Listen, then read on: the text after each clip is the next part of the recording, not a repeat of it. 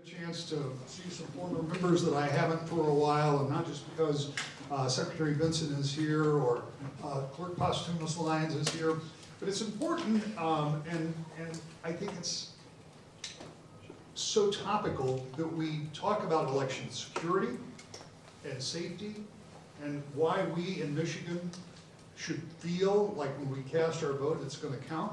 And these are people who can speak to that on a number of different levels. So I'm really excited to be here. My name's Rick Albin. I'm a political reporter at Wood TV. Have been for almost 30 years. So we've been talking about elections in Michigan a long time, but never has it been more important than it is right now. Now this whole event is being sponsored by the U.S. Association of Former Members of Congress. You'll see there are some former members of Congress up here with us. It is a bipartisan, nonprofit group. It's got a membership of more than 800. We're going to talk about that in just a minute. But before I go any further, there should be, underneath your seats, there should be some note cards and some pens. And those are for you to submit your questions. And they'll bring the baskets around a little bit later. But write your questions down there. And we'll get to those in a minute. I want to get back to this group. So there are 800 former members of House and the Senate, including the ones you see on stage. Their goals are to strengthen Congress as an institution, educate the public about Congress and promoting democracy both at home and abroad. It's voluntary, it's pro bono, nobody's getting paid. The purpose of this event is to have that bipartisan conversation about elections and election security, and have your input as well with community members, because it's a topic that has become so partisan and divisive recently, particularly at the national level. We'd like to do it with a little bit of calmness and try to get to some real answers. So that's going to be the goal. If our system of government is going to work, it's essential that every American believes that our elections are safe and secure. I mean, that's just kind of the baseline for how this works. And so I think that we've got it pretty much covered with former members, with Secretary of State, Kent County Clerk. I think we'll be able to answer these questions, and we're going to roll through them as we do. And we'll do this for about 45 minutes before we start taking your questions. But first, I don't really know that I need to introduce any of these folks, but I do want to take a moment and do just that because I appreciate their participation in this. First, we'll start at my extreme left, the Honorable Jocelyn Benson. She's the Secretary of State for Michigan, as you know. She was elected as Michigan's 43rd Secretary of State, Michigan's chief election official in 2018, re-elected in 2022. Before she was Secretary of State, she served as Dean of Wayne State Law School from late 2012 to September 2016, and there she earned the distinction of being the youngest woman to lead a top 100 law school. For decades, she's also been deeply involved in voting rights protection and expansion, and I might add to this, certainly for our military that is serving overseas. She's been very instrumental in that. And election reform efforts in Michigan at the national level. Would you welcome Secretary Benson, please? Now, because actually this may work out, I'm going to introduce these in the way they are on my paper, not necessarily the way that they're sitting. So we're going to start right now next to Secretary Benson. For the Honorable Mike Bishop. Bishop represented Michigan's 8th Congressional District, which spanned from Lansing to northern Oakland County from 2015 to 2019. Prior to his time in Congress, he served in both the Michigan State House and the Senate, and he served as Senate Majority Leader 2007 to 2011. As I remember, Mike, those were good times. Prior to serving in public office, he served as the Director of Public Policy, he is President and CEO of American General Counsel, where he provides legal and government relations counsel to small and medium-sized businesses and executives. And directly to my left, the Honorable Lisa Posthumus Lisa. She is the Kent County Clerk and Register of Deeds. Kent County native, Lisa has served as Kent County Clerk and Register of Deeds top election official since 2017. Before that, she too was a successful legislator in Michigan. She was in the House of Representatives for 6 years, representing part of Kent and Ionia counties. Prior to that, she was the Director of Public Policy and Community Outreach, the Grand Rapids Association of Realtors. So I want to thank both of you, and we're just going to move on in the interest of time, if that's all right. The Honorable Mark Schauer, who is right in the middle, there you go. He served in Congress from 2009 to 2011, where he represented Battle Creek, Jackson, and surrounding areas. Like Bishop, Schauer served in the Michigan State House and Senate before being elected to Congress, including his tenure as Senate Democratic leader. He was also the Democratic nominee for governor in 2014. Currently, he serves as Vice President of Winning Connections, where he offers marketing and strategic guidance, as well as state-of-the-art tools to campaigns to successfully meet their objectives. The Honorable Dave Trott, which is right there. Dave represented parts of Oakland and Wayne counties in Congress from 2015 to 19. Before coming to Congress, Mr. Trott was an incredibly successful lawyer and businessman in the financial services industry, served on a number of boards, including the Michigan Chamber of Commerce. He now serves as the chairman of ATA National Title, which provides title services to individuals and companies involved in real estate transactions. And last and certainly not least, the Honorable Fred Upton. Upton served the people of Southwest Michigan in Congress for 36 years, during which he served as the chairman of the powerful House Energy and Commerce Committee.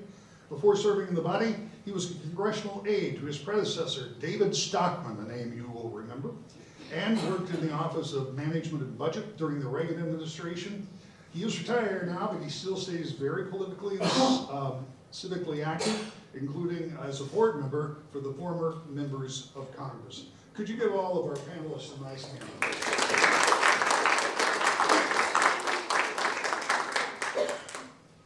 So it's a big topic. I'm going to move this over here so I can at least try to make eye contact when I talk to you guys.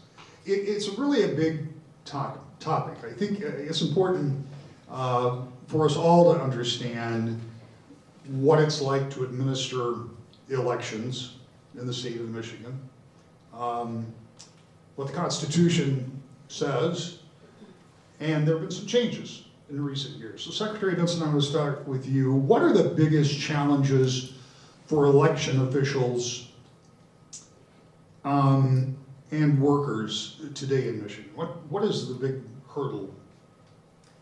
Well, first, thank you for moderating tonight. I'm really honored to join all of these extremely knowledgeable and committed public servants. Thank you all for staying in the game, for caring, and being here as well. And to all of you, safety is the biggest concern for election administrators, poll workers, protecting our election officials and protecting the people who protect democracy has been a significant priority for us, not just in Michigan, but also around the country. I'm really proud that we have passed legislation in Michigan to make it a crime to threaten or harass an election official in their line of duty.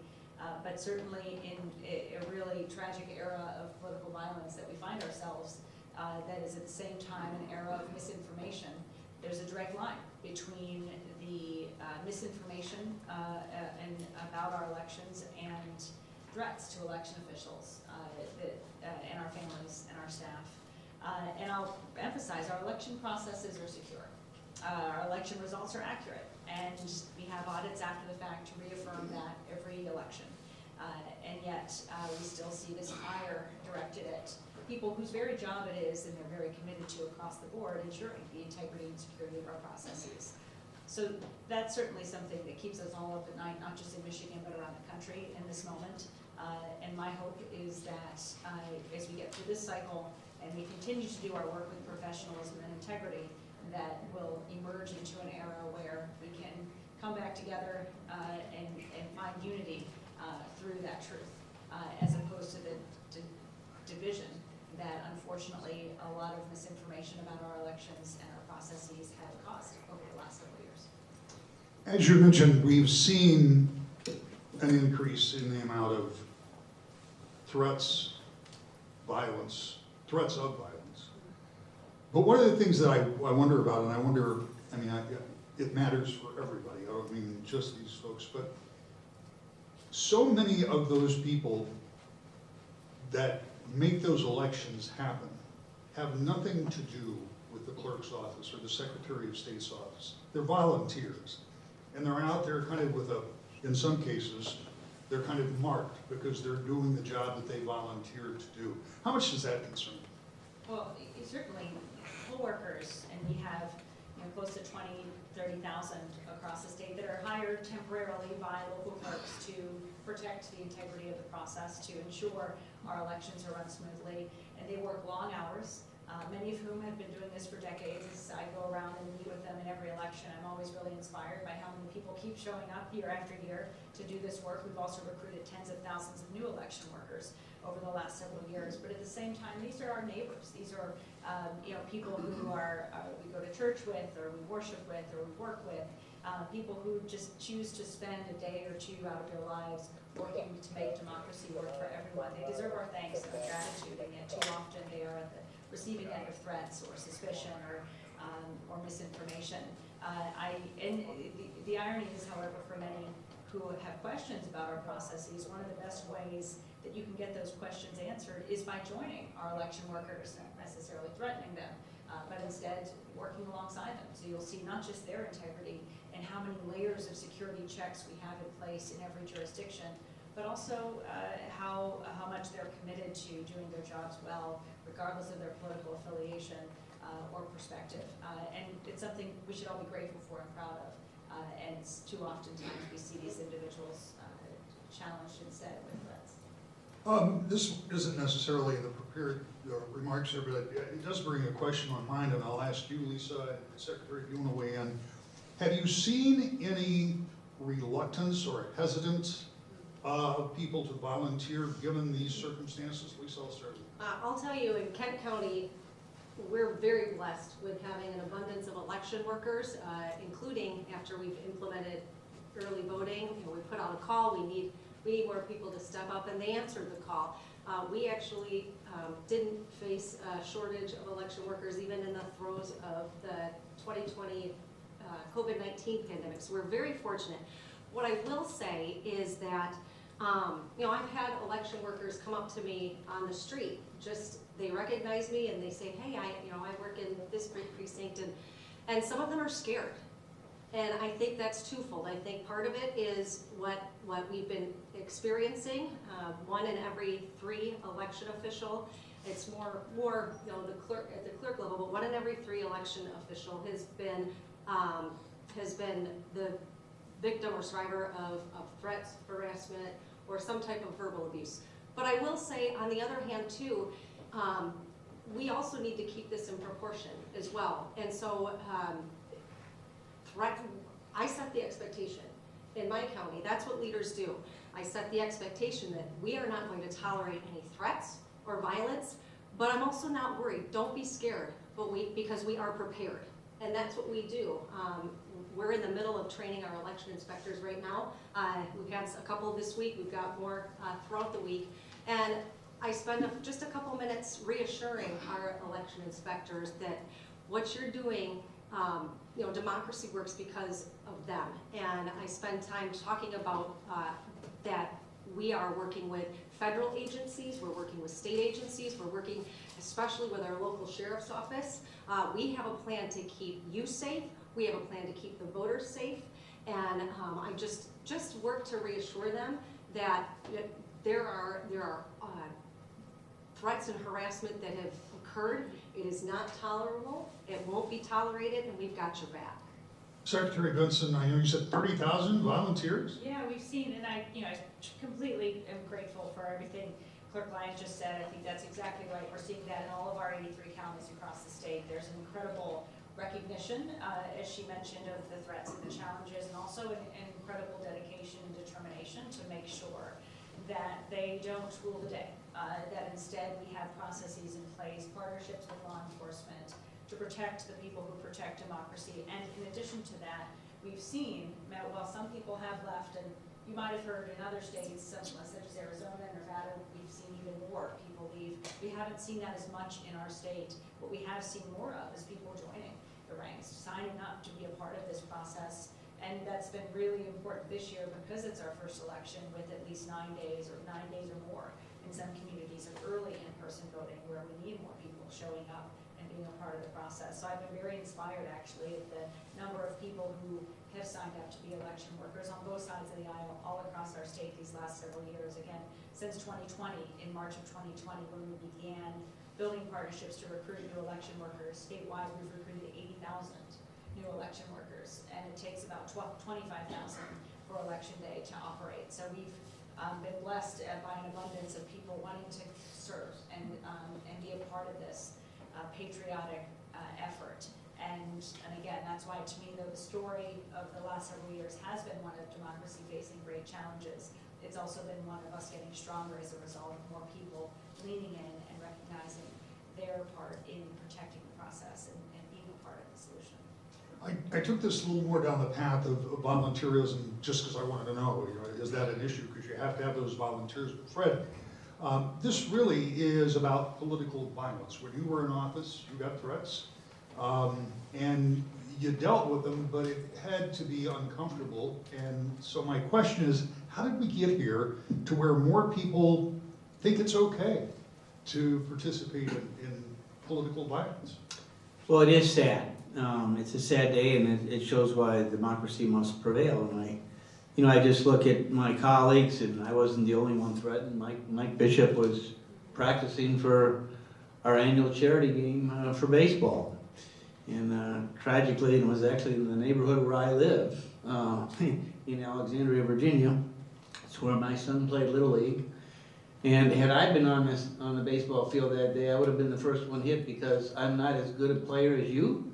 And I was a substitute base runner, so I would have been just doing wind sprints between home plate and third base, and that's where the guy was who shot Steve Scalise and shot at a whole bunch of folks, including Mike, who, it's a terrible feeling, that's for sure. But yeah, I think a number of us probably got threats for a variety of reasons. I had police protection as I traveled back and forth a number of times, where they'd meet me at Detroit Metro and actually escort me to my next gate, or when I came back to DC, they would meet me and make sure that I got to my car okay to get to the Capitol. I had live TV cameras tied into my local St. Joe Police Department, so better put a shirt on when you take your trash out on Monday because somebody is watching. But yeah, I had a fair amount of threats, and they're unnerving, but you also knew that, hey, you know what? It's not the majority where people are, it's just a small handful. In fact, I think the most violent threats that came were from out of state, we knew that. But the Capitol Police were good, and we did our job, but I felt more for my staff. I actually lost a staffer because of a threat. She couldn't take it, and she left. Just like how I started as a staffer, you answer the phone, you do flags, you give tours. Many of these kids are, college interns. They're 19, 20, 21 years old. Then I don't think we paid interns now. You pay them a little bit. But they're the ones on the front line who really took some of the abuse from callers, and it scared the willies out of them, quite frankly. It's not the America that we want to see happen. And so, but sadly, it comes a little bit with the territory today. And you gotta have a thick skin.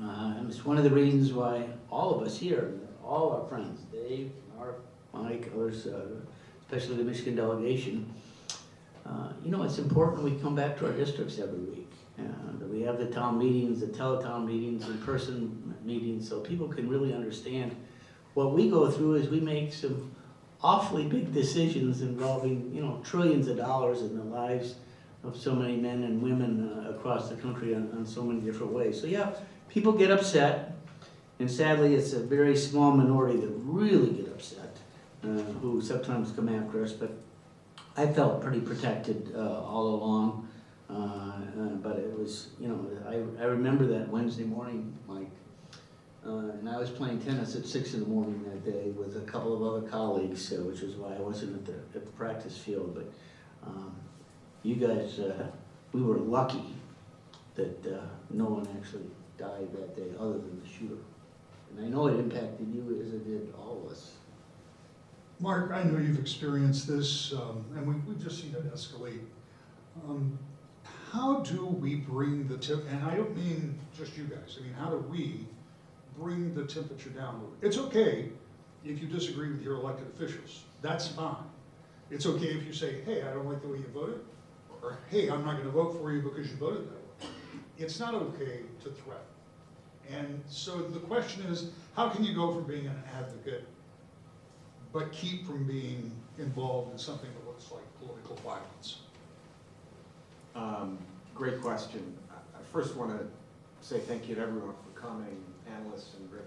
This is like a homecoming for being on To the Point as a regular, as a West This is rather Michigan old lawmaker. home. This is old home week for me up It's, here. I live in Portage. As you heard, the home base for many, many years was Battle Creek. Anecdote about President Ford. This is actually my first time here. I'm embarrassed to say that, and I will come back. Today is Jimmy Carter's 100th birthday, who succeeded President Ford as President of the United States. And at my alma mater, Albin College, I participated in the Gerald R. Ford Institute for Public Service. So it's great to be here. So I think it's up to each of us. So I hope you came here in a spirit of protecting our democracy in our elections and making things better. I'm going to wear my hat as a former member of Congress and a former lawmaker. I think, and I've been studying up for this panel and looking at research, whether it's Pew or Gallup or others, and the public looks up to elected officials as elites and other elites like the media to shape their opinions. And so current and former lawmakers and candidates, for that matter, need to lead. And so need to stop spreading lies and misinformation. I would like to give those that do that the benefit of the doubt. I'm not sure if I feel better thinking they actually believe in that or don't and are saying it anyways. But voters follow elected officials, particularly those of their party or those they want to win. And so we just need to stop that and be honest and be truthful with voters, with the American people. And I think that's our obligation. Look, I've run in hard-fought elections for many, many years. My first was 1996 for the State House. I've been in battleground districts my entire career, and they're hard-fought. I saw that change in 2010 in my re-election of Congress. That was like the rise of the Tea Party. It was the temperature was high at that time, and it's gotten exponentially worse. But so that's where we start. I think, and to you and us, we're also consumers, right? As voters, as consumers of the media, what are we going to tolerate, and how do we hold folks accountable that are sort of violating the rules of ethics, if you will.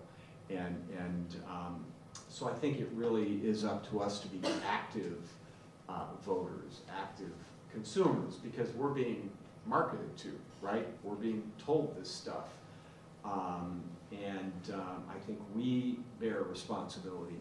And I think regulators, government, us, the media, others need to seek out and root out sources of misinformation or sources of information that sort of set the stage for violence, that raise the temperature, right? And I won't name names. There's a candidate that maybe on a debate stage tonight that said, in response to a reporter's, this is about the stuff in Springfield, Ohio. Well, I don't necessarily, it doesn't necessarily have to be true for me to say it. I'm trying to make a bigger point. No, the truth matters, I think, all the time. But look, we know there are foreign and domestic sources of this information, so it's up to government to largely to root out whether it's the Iranians, the Russians, the Chinese, but also I think it's up to us whether we are going to enact or encourage lawmakers to enact laws to raise standards about what is legal, right, fair in campaigns and in politics today. But the media has a big role to play, I think, in fact-checking and in calling out just outright misinformation and lies. And that becomes a very precarious position to put yourself in too, because you have to make sure that you can apply the same standard to everyone, and it is sometimes very hard to discern that. But I don't disagree that we do have a big role to play, but I do know that it gets increasingly difficult to do too. Dave, you were making notes furiously. Did you want to add something to that? Well, I agree with everything Mark said. I think that it starts the problem of division and the acrimony is really exacerbated by the leader, and we need someone to lead either party that kind of takes it down a notch. We don't have that this time, and certainly in the Republican Party. But and then we have some systemic problems. The Citizens United and how much money is spent in politics is a problem. We've got problems in the House rules and how you get legislation to the floor, so there's no reason for people to work together. There's no bipartisan legislation really that can get to the floor without leadership okaying it. And so I think the extremes, and then at the end of the day, the real problem is in the primaries. The moderates don't vote enough. And it's really on the voters, and I don't mean to blame the voters, but if you're running in a primary, you want to be on the extreme of either party because that's what's going to win the primary.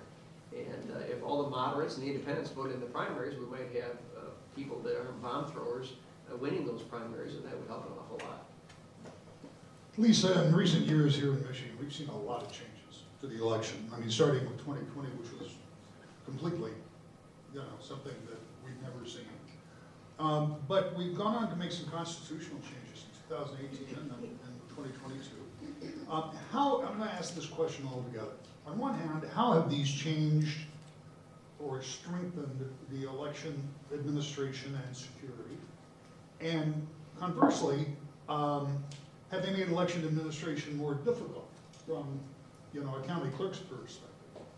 Well, yeah, the voters spoke, and they spoke in 2018 when they made changes allowing no reason absentee voting and others, automatic registration. They spoke in 2022 when they wanted early in-person voting and a whole host of automatic ballots and a whole host of other things. So, regardless of supporting or opposing necessarily these policies, the voters spoke. And so what that really did is, it made clerks, it made our local election officials, it made us county clerks. We really had to step up our game because the changes were happening fast and furious, and they were massive changes.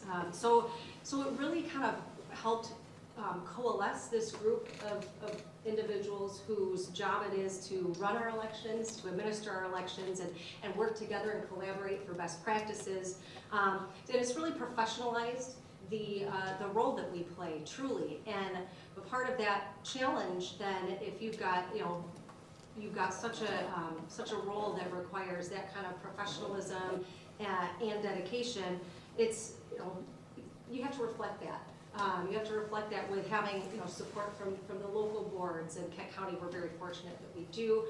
Funding has been a huge challenge as it relates to implementing all these changes. Anecdotally, I've had 2 townships tell me that their election costs are 300% more than what they used to be. And sure, the state pays for some, the locals pay for some, the county pays for some, but the bottom line is it's all the taxpayers.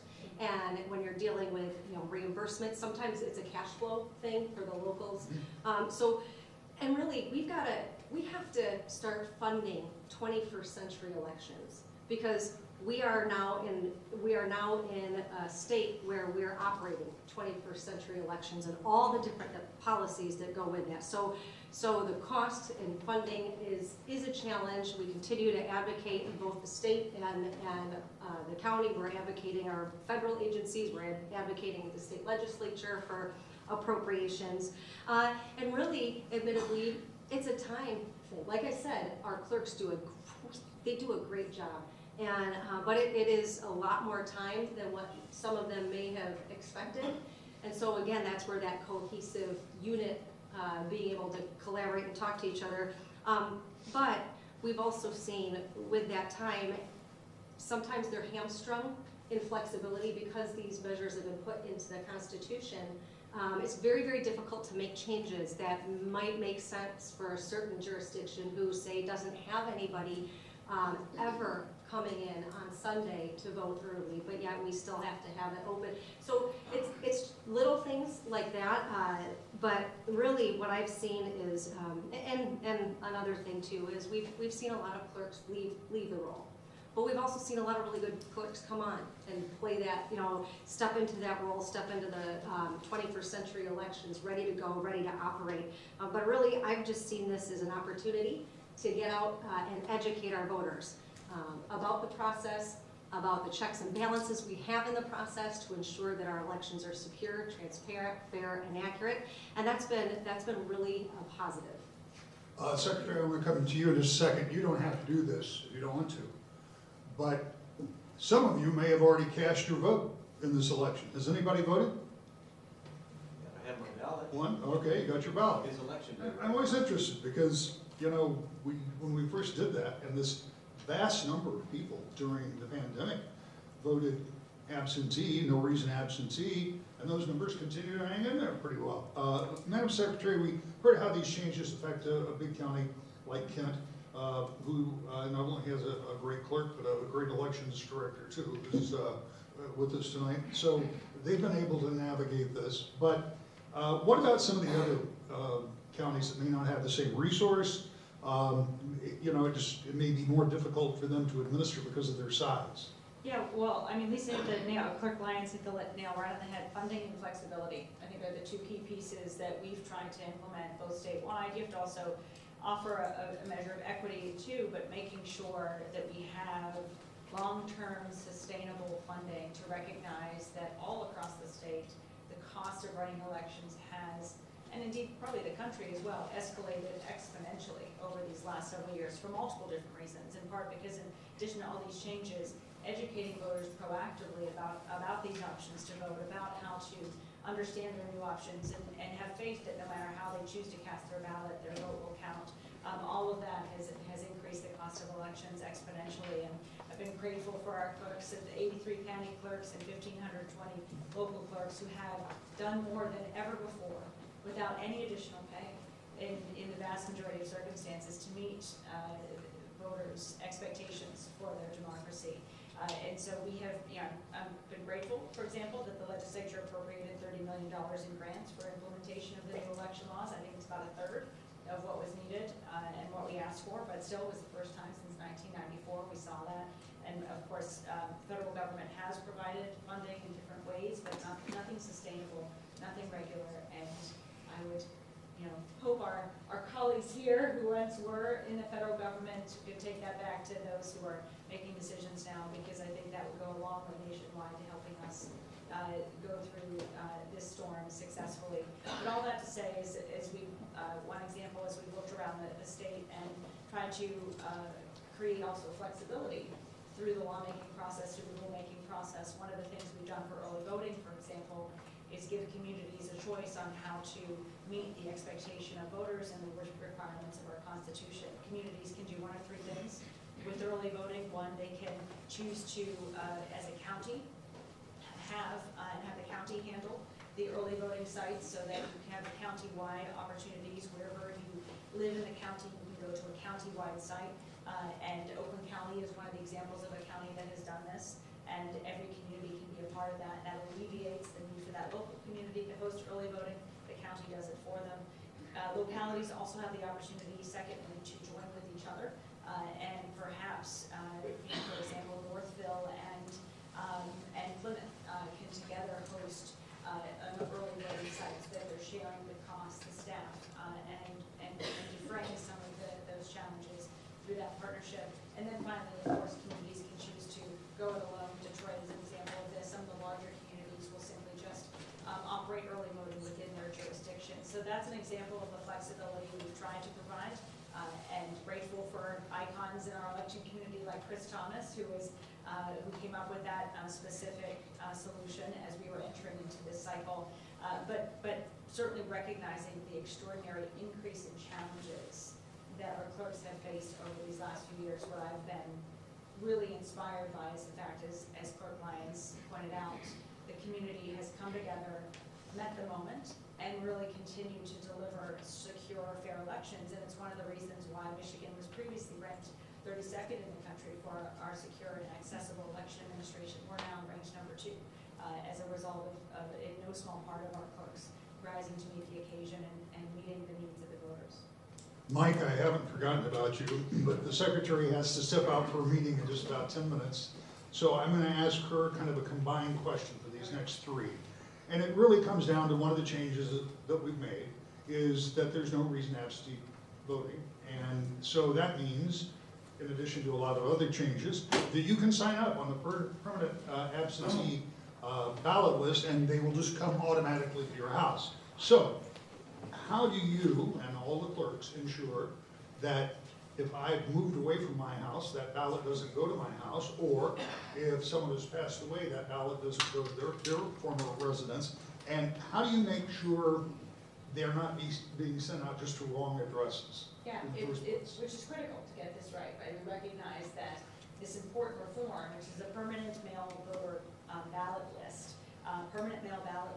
we've got to get this right because the eyes of the nation and indeed the world are on how we're running elections in our state, and that scrutiny is something that has enabled us to meet the moment and improve even more the security of our process. So first, in order to get on the list, a voter fills out a form with their address, and then we are aggressive about updating our voter registration database immediately when someone dies or move away. And I'll go into that in a second, but when it is sent, when a ballot will be sent hypothetically to an old address, we work with the Postal Service. In fact, the conversation I'm stepping out of is to join with secretaries of state around the country and talking with the Postal Service about this partnership and continuing that, building that connective tissue. But the U.S. Postal Service does not forward ballots that are sent to the wrong address. They actually get returned to us, and we use that information as well to update our voter registration database. And then secondly, when someone moves, when someone updates their driver's license address, which they often do right away, that address will be automatically inserted into the voter file, and that is where the ballot will be mailed. That's automatically updated. Secondly, in the event that someone takes some time to update their driver's license, perhaps when they move, the Postal Service lets us know when they receive information about a new address. We actually label someone inactive and take them off the ballot list when we receive notification that they've moved, so that that automatic part is no longer triggered since someone, according to the Postal Service, has moved. And then also when someone moves to another state and gets a new driver's license or registers to vote, they're also removed from the ballot list and the automatic ballot list, and we begin canceling the registration. Yes, all of that is accurate and true. I see some people shaking their heads. You can actually go to michigan.gov/election facts to read more about those details. The other thing I want to emphasize is we have additional fail-safes in place. Not only are our ballots not forwarded and returned and all the rest, but every ballot, once received back, once completed and received back, goes under a verification process. The signature is checked. Every mail ballot signature is checked, and clerks compare the signature on the ballot with the signature on the voter's file. They contact the voter if there are discrepancies, and if discrepancies are not resolved through contacting the voter, we open an investigation into fraud. So that fail-safe also helps us ensure that in the rare circumstance or unlikely circumstance that someone would receive a ballot that's not theirs, despite all of the previous safeguards I mentioned, that ballot ultimately wouldn't get counted or would be stopped in the signature verification process. So again, we have multiple checks and layers in the process, and I would invite anyone skeptical of those layers to sign up to be an election worker so that you can be a part of actually doing that verification yourself and seeing just how serious we are about protecting the accuracy of that list. Madam Secretary, we appreciate that. We hope you can come back and join us for some of the Q&A, which will be coming up a little closer to the top of the hour. A reminder to you, if you haven't filled out a question or thought of a new one, want to fill those out, and they'll be collected here after a while. They'll be coming around with a basket to get those from you, and then we will get to those in a minute. Lisa, quickly before I move on to Mike. With the election security reforms that have been made, with the permanent mail ballot list, mail voting, how confident are you that this is a really secure process? And do you have any initiatives or things you think you collectively could do to make it better? Well, if I'm going to be perfectly honest, and I think that's important, this automatic ballot provision was one of the main reasons I personally didn't support that ballot measure in 2022. I think Michigan was the crown jewel and kind of the shining example of security with our absentee ballots and that signature verification on an application that you have to do every election or every cycle. So before a ballot was even issued, there would be a signature verification on the front end. But again, the voters spoke, and they spoke clearly. So this is what we're implementing, and so I think it makes that signature verification on the back end just that much more important. And our clerks are doing a really great job. They spend time in training on how to properly verify a signature. But what I would recommend is, again, going to funding 21st century elections, is we need to get funding, particularly from the federal government, that would allow us to invest statewide in signature verification software. Just an added belt and suspenders. That's something that I would recommend. I think the secretary talked about ensuring the election or the qualified voter file is functioning, it's updated, it's being well maintained. She talked about a lot of the things that go into that. Everybody kind of plays a role in that, though. You know, the Secretary of State's office, they're cross-referencing Social Security. My office is cross-referencing our certified death list every month, and then as you're getting closer to the election, that happens more frequently, to remove deceased individuals from the list. I really think we could probably do more state to state. When people move from state to state, I think that's one area that we really need to maybe talk about. How do we have our states talking to each other? Right now we do. Some states do. It's voluntary. It's not a national thing. But you know, we have people who don't want to be in this consortium that share information when someone leaves a state and moves to another state, because there's concern about, well, is this federal overreach? Is this Big Brother? But then on the other hand, you kind of can't have one without the other. If you move from this state to a different state, how else can you know for sure without these states talking to each other? So I think that's really important. And again, the voters they also have a role to play. And we joke, we call it adulting, but it's true. When you move, you update your driver's license, and that automatically updates your registration, as the secretary said. And the same goes for when you register. That updates your voter registration. But make sure you're doing that, and that's kind of a role that we can play. So those are kind of my thoughts. Again, you have to, as frustrating as it may be, for one particular part of the process, when you look at it as a whole, that's what's important, and making sure that if there's something that may be exposing us to some kind of potential or uncommon vulnerability, that we've got the checks and the balances throughout the process to accommodate for that and ensure that every vote that's cast legally counts, and that everybody who's given a ballot is eligible to have one. Mike, and just for your reference point, Mike was the Senate Majority Leader at a very difficult time in Michigan politics. The economy was bad, the budget was impossible, And we spent hundreds of hours in the legislature together during that time period. So that was my reference when I said good times, right? It was a very difficult time. Look, we've been talking about these voting changes that have been made. And I think the idea for many of them was to make voting more accessible and less restrictive. But the people you talk to, the folks in your area and that you talk to around the state, do you think they appreciate or even understand these changes? Or are there still some divisions out there on the topic? Are there still some people that aren't on board? Well, I think, well, first of all, thank you very much, Rick, for hosting this event. Thank you to the former members of Congress Association for putting this on, and thank all of you for being here and participating in this event.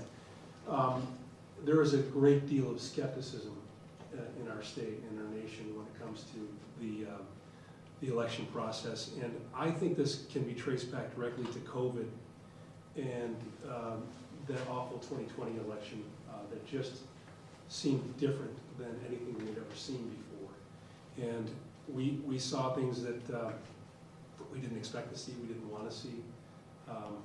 And I think that leads to distrust and in a system that people just don't understand.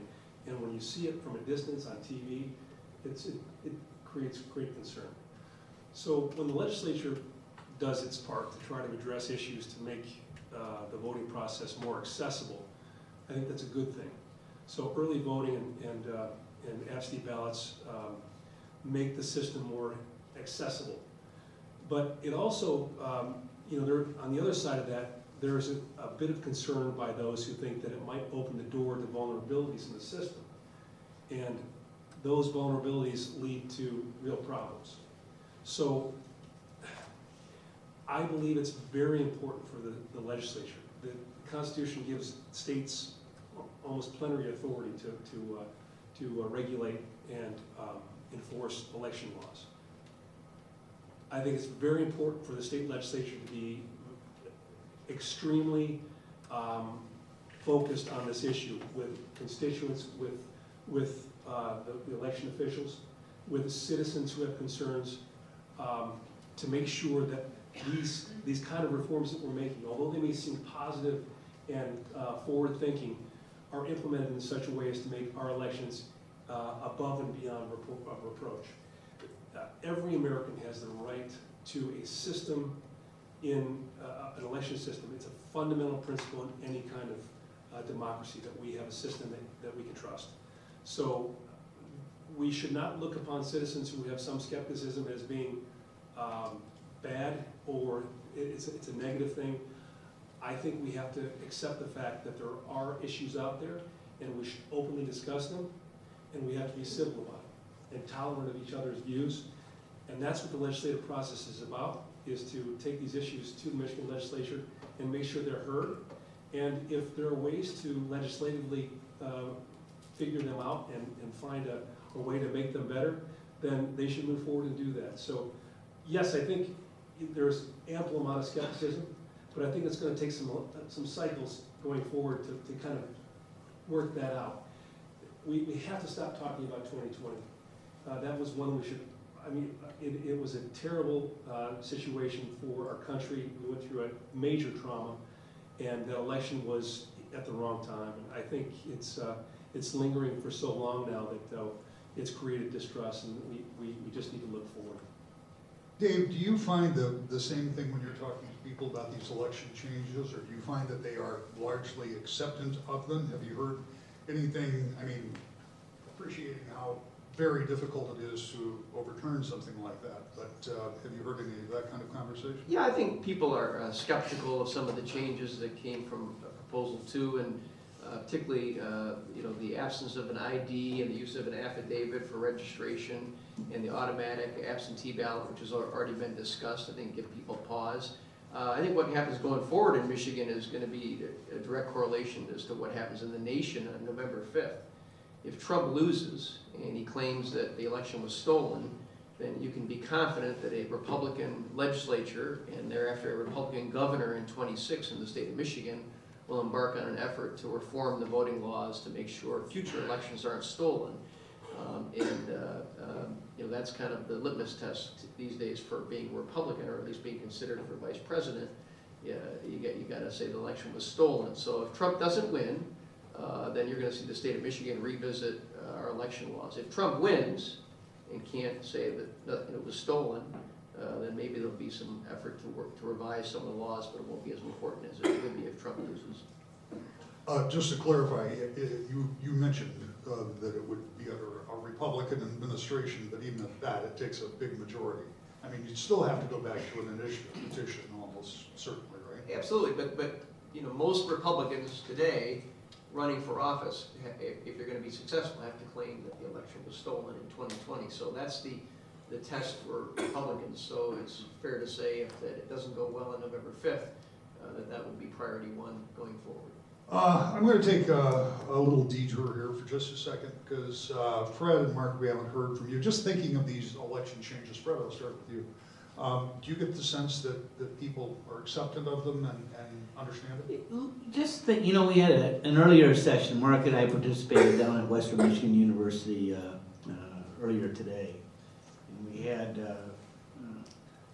I'll call him a bureaucrat, but he's the director of elections for the state of Michigan, and he's worked under Secretary Benson, but Candace Miller, Terry Lynn Land, Republicans and Democrats. He's been around since 1978.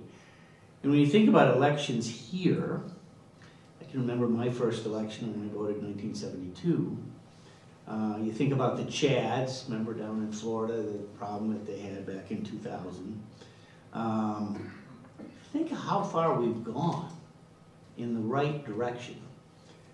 I know that when I don't have my ballot, I couldn't raise my hand because I'm going to vote absentee, but my ballot, I think, arrived today, and I've been on the road all day today, so I'll get it when I get home tonight. But, that ballot, you'll fill in the circles, at least Berrien County, we now have a statewide system, right, Lisa? All the counties are the same, so you don't have 4 or 5, 6 different systems. You fill in the circle. You actually can take it to the clerk's office, tear off the numbered slip. Of course, you sign it to make sure your signature is right, proper, and registered the way that it is. And when you go in person, you actually feed it into the machine yourself. And if there's some problem, they keep the paper ballots. And Michigan has been a leader. So one of my early votes in the Congress, before these guys were there, was I voted for motor voter. Michigan was one of the very first states back in, I want to say, the late 80s, maybe mid 80s, that said when you register to drive, or when you get your driver's license, guess what? You also can register to vote. Michigan was a leader, and now the rest of the nation has that as well, which is, I think, a good thing. Mark and I talked about, we want an educated electorate, but we want it easy for people to vote, and we also want them to know that their vote counts. You're not going to have a discrepancy. And I think Michigan has done virtually almost everything that they could to make sure that the votes are counted properly. You have a canvass at the end. If you have some dispute on the signatures, there's still a process to make sure. I know that if I vote absentee, if I submit my ballot this week, and I know that, maybe some race, you got some scandal with, someone down the line, I said, maybe I made a mistake, I shouldn't have voted for him or her. I can still go back to the clerk and say, I want my ballot back, if I do it before the election. And they'll get it for me, and they'll void it, and they'll give me a new one, and I can vote for the alternative. So we've come a long way. And yes, the 20 election, and I agree, Mike, lots of issues, clouds, COVID, all that. But at the end of the day, there was a Republican state Senate investigation on the 145,000 vote difference. It was led by a chairman of a subcommittee by McBroom was his name, up in northern Michigan or someplace. Don't say northern. All right, I didn't know. I said I don't know. I don't know. I've not met him. I don't know what. It's north. It's north of here. Yeah. All right. So, anyways, north of here. I've not But, you know, they did I thought, and I read the report, pretty thorough investigation, and no one discounted 145,000 vote difference. We want to make sure that this November 5th, when we all vote, that in fact it's secure and safe and all the proper rules are counted, which is why we need good Republicans and Democrats as poll watchers to participate in the election to make sure that we're at the top of the heap in terms of security. I'm gonna get back to the Rhino show in just a second, but Mark, I would like for you to weigh in, at least on the part about, to the degree that you talked with people and they are creating some conversation about this as we're now in election season. Do you find that people are on board with these changes? I do. I think folks, there is a learning curve, and that's why I truly appreciate what Clerk Posthumus Lyons and Secretary Benson and others are doing to educate the public about the changes. I mean, agree with Mike that it'll take several cycles for people to figure it out. I mean, I am a consumer too, right? I just got my ballot yesterday. It was in the prime. I'm on the permanent absentee voter list, City of Portage. It was a discovery for me when I received my primary ballot directly that was the first time I didn't have to send in an application. That was a great convenience. Candidly, I thought that was sort of an unnecessary step, a waste of money, and I'll agree that signature verification process is very important. It is a safeguard in the process. But no, I think my sense is that most folks aren't fully aware of the changes, and it will take participating in the process, whether it's discovering what early voting is, and there are a couple of ways to answer that. Actually, now you can go in, correct me if I'm wrong, Clerk, that you can go into your local jurisdiction of the clerk's office, and if you're not on the absentee voter list, request a ballot there and vote early on the spot once those ballots are available now, right? Correct. Or you can wait till, was it October 26th? The 9 days before the election, where these early voting sites, there was skepticism about drop boxes. I mean, I don't want to relitigate 2020, but to cite my bipartisan friend, investigations have happened all over the country, and I think, look, not everyone is going to have the same truth, right? This is America. Agree, we need to be respectful, but we still need to have sort of one basic set of facts in this country that's challenging in a very diverse nation and politically divided, but I just don't think we advance ourselves by dwelling in conspiracy theory and all of that. So to answer your question, I think folks are figuring it out. They're discovering it. I haven't heard, hue and cry over, any of the changes. But again, folks will figure out there's same-day registration. There's kind of a emphasis on college campuses and registering people up until you can walk in and vote, register and vote. So it actually. It's interesting because I'm in the campaign business, it changes campaign tactics too, right? Back in the olden days, you had, up to 30 days before the election to register? Yes. And so candidates would only focus on those people who are registered, and you didn't care about others. Now, so it's sort of opened up our democracy in new and exciting ways, and I think we're just going to have to be citizens, consumers in the process. Yeah, and I would point out there's another aspect of this. Everything happens earlier in the cycle.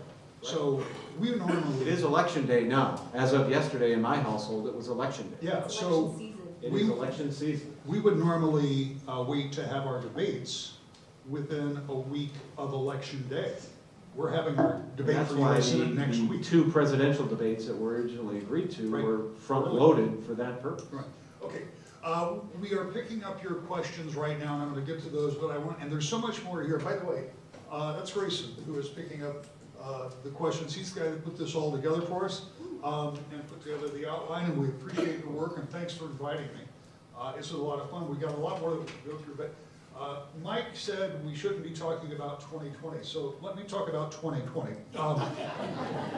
In the aftermath of that election, and Lisa, this is for you, and since, we've heard a lot of concern about election equipment, voting machines, tabulators connected to the internet, being able to be switched. We also know that there was an error in Antrim County in the 2020 presidential election, which also created a bunch of theories that went about that. Are you convinced, and do you believe that Michigan voters should be convinced, that these systems are safe and secure and nobody's gonna mess with them? I'll just be perfectly blunt. I have full faith and confidence in our election equipment. Just to really touch on, Congressman, you mentioned the election systems that the counties use. There's actually 3 different systems that the counties can pick from. HART, ES&S, and Dominion. Those are the 3 systems that we use in Michigan. And I have full faith. We use Dominion here in Kent County. And bottom line is, our tabulators are not connected to the internet. I will tell you, during early voting, our electronic poll books are. And that's actually a good thing. That's what's meant to help, that's what's meant to prevent people from voting twice. And so when you have that particular machine on the internet, it's important that we have security measures, which we do have in place. There's double layers of security to get access to that. There's multiple factor authentication. But the bottom line is, when it comes to our election equipment, our vote tabulators, they are not connected to the internet. I will also say, if you don't believe me, let's just see for yourself. We go through robust, rigorous testing before every single election. We test our election equipment to make sure the tabulators are functioning properly, to make sure the election has been programmed correctly so that they're attributing votes to where they're supposed to go. It's an intensive, robust process, and it's one that is open to the public. Transparency is truly a key to helping ensure there's trust in our public process, in our elections. So the testing is absolutely important, and we're going through testing right now in Kent County or in our local jurisdictions. And I will say, elections are complicated, but they also are really simple. And when I say that I'm talking about, perhaps it's the most antiquated thing that you would think of in 2024, but it's paper, paper, paper. Bottom line is, we have paper ballots that the public, we can have a recount. We have those ballots available for 2 years after the election. The paper matters, because you can always, whatever machines or whatever happens with technology, that paper ballot is the holy grail of making sure the election was accurate. But I will say again, our election equipment is thoroughly tested, it's thoroughly vetted, it's not connected to the internet, and it's all, again, a public process. And bottom line is, you go back to those paper ballots, and that is what should give you confidence that our election equipment works. We're going to move on to some audience questions as soon as we can here, but Madam Secretary, thank you for coming back and joining us. And I'm just going to ask you to address this briefly, because I want to get some of those, and we all need to get out of here. I think there's a little debate on television be watching tonight. But one of the things, and not just pesky reporters like me who are always anxious to get results, one of the things that people were concerned about in 2020 is that it took a long time. I mean, I left at 3 o'clock in the morning, and I still didn't know where Michigan was after it had been erroneously, I should say 2016, I left at 3 in the morning and still didn't know where Michigan was, but we're talking about 2020 and taking a while to get results back. It's gonna take a while again. I mean, a lot of people voting early, you know, we've got no reason absentee. Those ballots can be dropped off at the clerk's office until 8 o'clock. 8 o'clock at night. So, I mean, you're gonna have a lot of late votes coming in. And again, in the interest of brevity, should people be concerned if it takes longer than they're waiting, they're willing to wait to get those results? Yeah, I'm glad you brought this up, because I think we'll all agree the first and most important thing we need to focus on in that moment is ensuring the accuracy and security of the process. And that sometimes may mean that speed is secondary or third or fourth to ensuring that every process is followed, that every signature is checked and double checked, that voters are followed up with. Everything that would happen now needs to happen on election evening as well, to make sure ballots that come in at the last minute at 8 o'clock or 7:55 receive the same fair process and checked process as ballots that come in the next few days. And that's what is actually happening after the polls close, to the extent that there are ballots still being pre-processed and tabulated. And I'm really proud of the way in which our clerks have stepped up, increased the number of people and even machines in some cases to increase the security of the process and the speed of the process and efficiency of the process, but never will they sacrifice accuracy and security for speed. I'm also really proud that there are other states like Arizona and potentially Pennsylvania. You will see it take more time to begin that absentee counting ballot process in the hours that follow the closure of the polls or on election day itself. In Michigan, new this year, as I probably it might have been mentioned, is that those absentee ballots, those mail-in ballots, can begin being processed and even tabulated during the early voting period. And now notably, there's no printouts, there's no actual revelation of what that tabulation is, but the tabulation begins, just as instead of 9 a.m. on election day, it's happening 9 days before election day. And that will help increase the efficiency of the process as well and shorten that time between when the polls close and the unofficial results are able to be known. But all that said is, what the most difficult thing is, I think Clerk Lyons was also referring to, is that sometimes half of the ballots that are mailed or are voted from home come in on election day, and sometimes they come in on that second half of election day, and sometimes aren't even received until 7 o'clock on election day. And we track centrally all of those ballots to see what's outstanding and what's not. But one of the ways that voters who are concerned about a process that takes a long time after the polls close to get those unofficial results, now one of the ways you can help us speed up that process is by getting your ballots in prior to election day, because especially this year, you'll see those ballots begin to be pre-processed or processed and tabulated ahead of election day itself, which I think is going to be, for those clerks who take advantage of that, a great opportunity for us to increase the efficiency of the process. Yet we'll never increase the efficiency of the sacrifice of security and accuracy.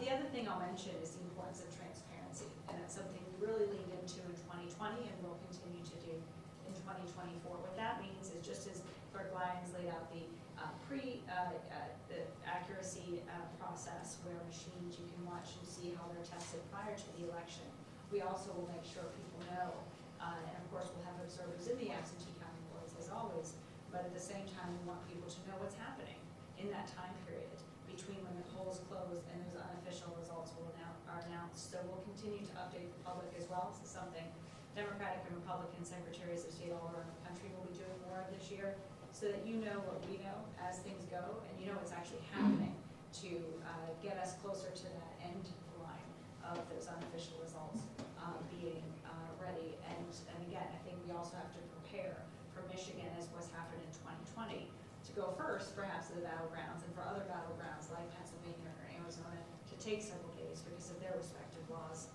And we may need to all be patient as folks in other states do their jobs securely and accurately to get those results, those unofficial results, in as efficiently, securely, and accurately as possible. Secretary, thank you. Now, first of all, congratulations to you. This is a pretty healthy group of questions here. We're not going to get to very many of them because we are on a time schedule. But here's the one that was on top, and I'm just going to take them in the order they were handed to me. But this is, I think, an interesting question. A voter in the audience says, we need an easy way for homeowners to verify and make corrections to who is registered at their address. So, if I read this right, it's, I bought a house a few years ago, and I started getting absentee applications for the people who used to live there. So they were still registered at my house, my address. They'd moved out of state. They didn't bother to go down and say, hey, take me off the rolls.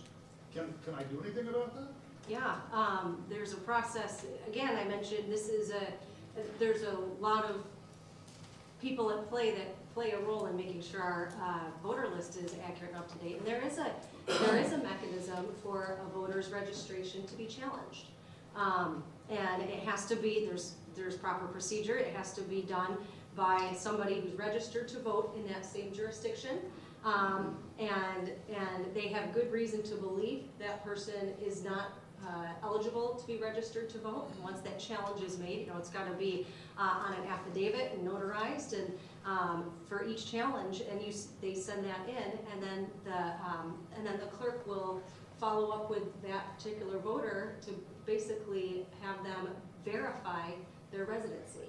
All right, thank you for that. I'll just add, Sure. the easy thing also that you can do, if you get something like that, is write no longer lives here and get it to your local clerk as soon as possible. When the clerk gets that, they will note that in the qualified voter file. But again, everybody play your role. Right, okay.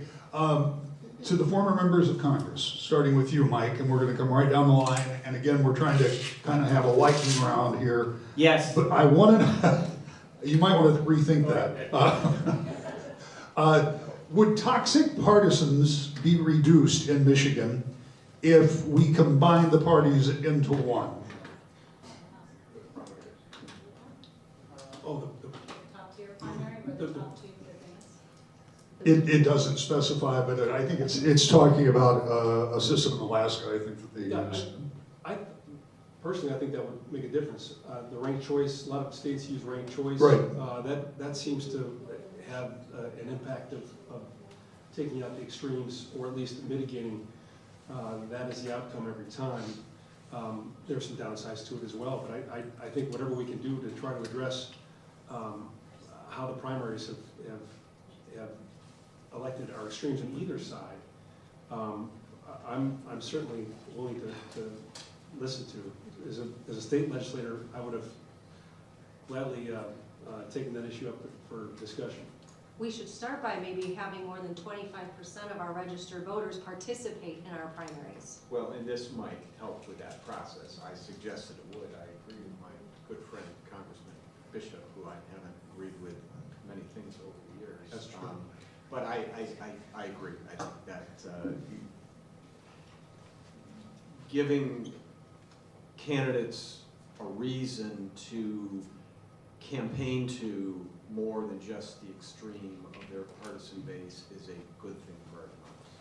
So my answer stays yes. I think it would be productive, and I don't know whether it be the state legislature that would do that, or the voters themselves as a voter initiative, as we saw with the vote change that we saw back in 18. Some rumblings about it. But I think it's very worthy of discussion. We've seen in a number of states, so there are a couple differences. California has the jungle primary, so you have the top two vote getters actually run against each other, whether sometimes it could be two Republicans and two Democrats, or a Republican and a Democrat.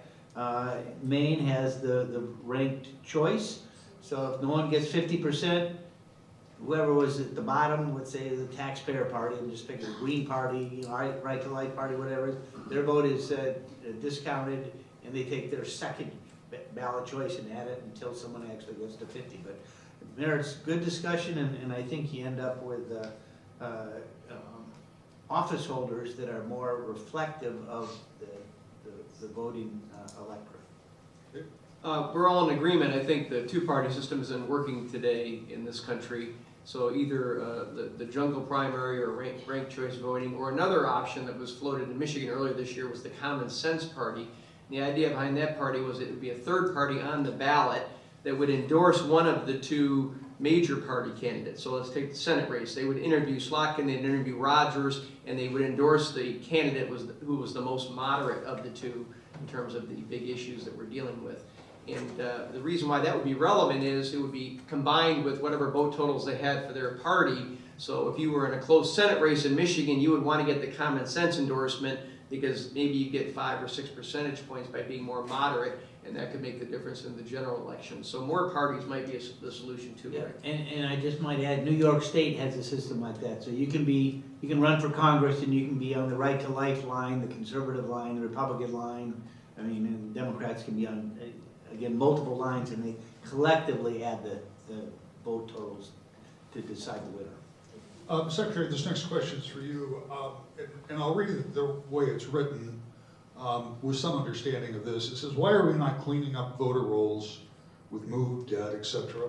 Other states are already doing this. What are we doing to keep that voter file clean? Yeah, I mean, we're actually, as we've talked about great length tonight, we're doing more than ever before to ensure the accuracy of our voter registration list. We have joined an interstate consortium called ERIC with 33 other states where we share that in a secure way, voter data, if someone moves out of state, so that we can update our files appropriately. We have increased the speed and partnerships that we utilize to update our voter files if we receive information that someone is deceased. It's one of the reasons why the Election Assistance Commission has ranked Michigan number 4 in the country for our speed and efficiency in updating the accuracy of our rolls and in particular removing people who are deceased from the rolls. And we actually, there's a lot of very granular things as well that are done at the state and the local level, again, some of which we've talked about tonight. And at michigan.gov/vote, we've actually, you can go to this website and see, we post an entire page about voter cancellation procedures and what we go through on a number of levels to ensure, in compliance with federal law, that we are aggressively increasing the accuracy of our rolls every step of the way and doing more, frankly, than has been done in the last several decades in our state to get to that goal of increasing the accuracy. And I'm really proud of the clerks who we've been able to work with to ensure that newfound aggressive approach to increasing and ensuring the accuracy of our voter rolls is able to come to fruition. Here is one of our audience members who says that students should be registered to vote where they live. I'm sorry, where they file their taxes, not where they're going to college, if that is a temporary address. What about that? What's the question? Well, the question is, went on to ask, why are you doing contests to register college students? But the question is really about residency and should it be a requirement to vote like from your home district when the answer is you have an address when you go to college? It's interesting, and I say this as, well, I won't go into, I think we've seen instances in which young people and college students want to play a role, particularly at the local level, in their local election affairs while they're living on campus. Under Michigan, residency laws require that you live in a place 30 days prior to being eligible to vote in that location. And so we have to, if we're going to change that, look at a way to address that piece, which of course would have ramifications beyond students themselves. And I'm sure Congressman Bishop might want to add a little, because I know this was something that, if you did, I don't want to put you on spot. Sorry, Anna, I wasn't reacting to your question. No, I didn't mean to put you on the spot. No, I think, this was something that you know, it was in my district. What I was reacting to was in my congressional district. I had 2 major campuses at Open University and Michigan State University, and they were able to really register a lot of students and activate them on campus. And the question was, and I think whomever asked that question is on the same frequency as I'm on. 30 days, you have to be living in that spot for 30 days, but it's not your permanent residence. It's your home is different than where you live at school. So to me, that didn't ever make sense, but you know, I think that there's just it's one of those areas of the law that has been interpreted in different ways. I think bottom line is, let's just make sure they don't vote twice in their, you know, at home and at school. Yeah. Vote early, not often. Vote once. Madam Secretary, members of Congress, and Clerk Posthumus Lyons, I can't thank you all enough for participating in this tonight. It was a little like Old Home Week for me, having some of you folks back in town, and it's great. I appreciate you doing it. Thank the former members of Congress organization for bothering to put this together. And I think it is good to have these conversations as often as we can, because there is still skepticism out there. We have to do whatever we can to address it when we can. Thank you all very much.